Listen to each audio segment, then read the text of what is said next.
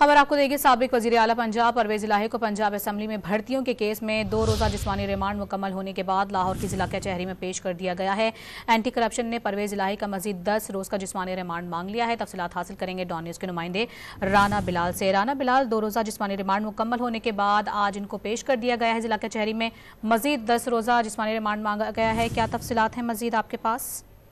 जी देखिए, सख्त सिक्योरिटी में साबिक वज़ीर आला परवेज इलाही को जिला कचहरी के जुडिशल मजिस्ट्रेट के सामने पेश किया गया है और 10 दिन का एंटी करप्शन ने मजीद जिस्मानी रिमांड मांग लिया है और ये मौक़िफ़ इख्तियार किया है कि जिन उम्मीदवारों के नंबर कम थे उन्हें ज्यादा नंबर देकर भर्ती किया गया और उसके एवज 2 करोड़ 40 लाख रुपए की जो है वो रिश्वत परवेज इलाही ने ली है।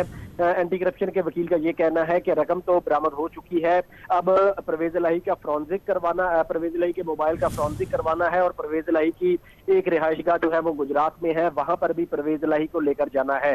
दौरान समात परवेज इलाही खुद रोस्टम पर आए और उन्होंने ये स्टेटमेंट दी कि वो कुरान उठाने को तैयार है, उन्हें कहीं नहीं लेकर जाना था। वो आज तक जो है वो एंटी करप्शन की ही तहवील में है और जो पहले रिकवरी डाली गई वो भी उन्हें कब्र अदालत में आकर पता चला था। परवेज इलाही के वकील ने ये दलाइल दिए कि परवेज इलाही को सिर्फ सियासी इंतजाम का निशाना बनाया जा रहा है। अगर परवेज इलाही 1 मिनट की प्रेस कॉन्फ्रेंस कर दे तो सब ठीक हो जाएगा।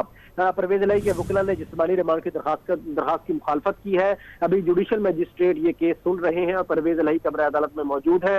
तमाम एंटी करप्शन ने मजीद तफ्तीश के लिए परवेज इलाही कब्र अदालत में मौजूद है और केस की समाअत जारी है। राना बिलाल अपडेट कर रहे थे, शुक्रिया आपका।